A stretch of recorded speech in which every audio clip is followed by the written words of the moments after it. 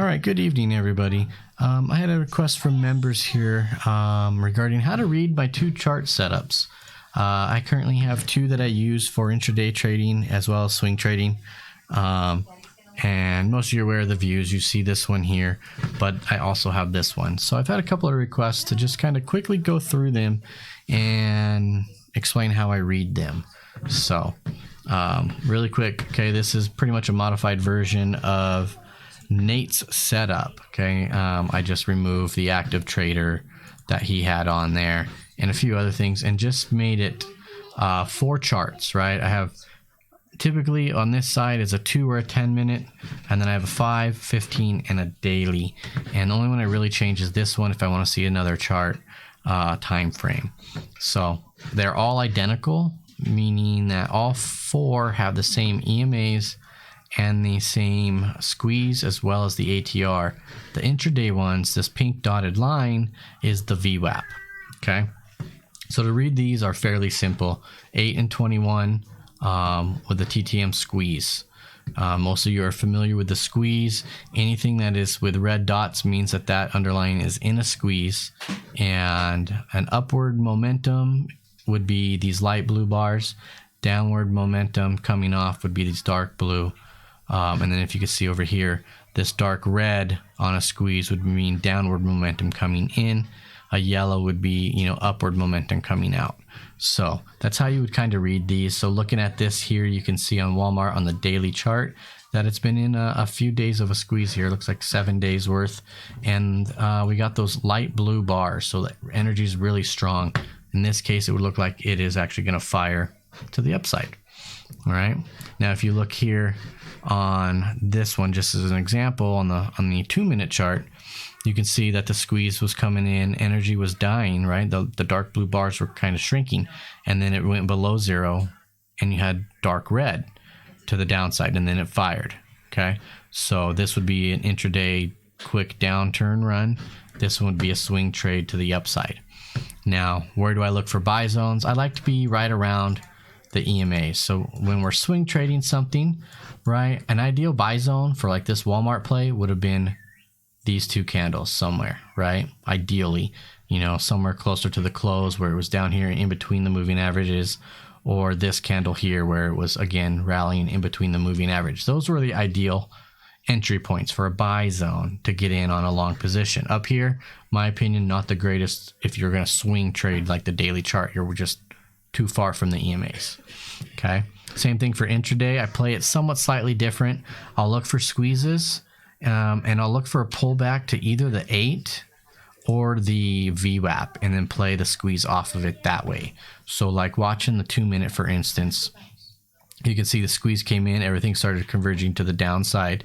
So I would have looked to take puts somewhere around these right here, right where they're close into the moving averages, and then rode the puts down as it fired, and then sold right around down here.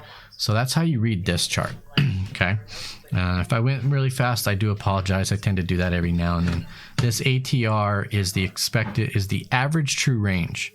I'm going to touch on that really quick. This is about what average true range that it will make in that time frame. So in a daily chart, Walmart average true range is about $1.70 a day, right? Whereas on these smaller intraday charts, you can see 1 and 2 minute or 5 and 2 minutes.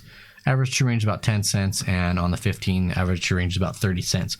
So that gives you an idea of what you're kind of looking for. So when you see me looking and scanning these 5-minute charts, I want to see 10, 20, 30 average true range. That's why I'm looking for something that's always got at least $1 on the daily average true range. So that way I know, we can try to get a 10-cent run out of it, make our 10% for the most part.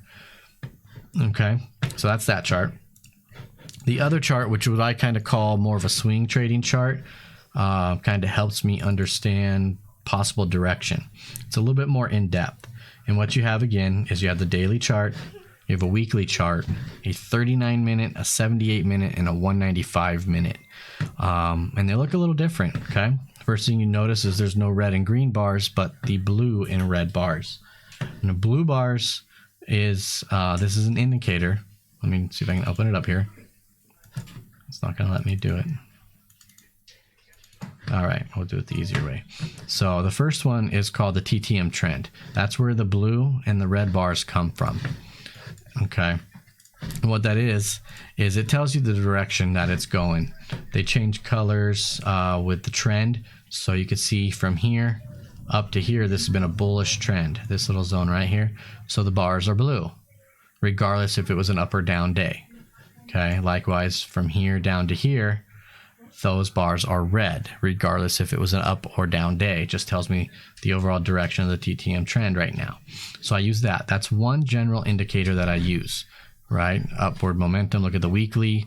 Clearly it's bullish. It's been blue bars since February. Okay.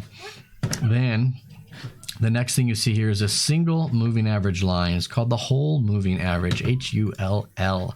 And I have it set on a 20 moving average, and it changes colors as well, right? If the stock is heading down, like the trend is changing, it's going to be blue. If the trend is changing to the upside, it'll be green.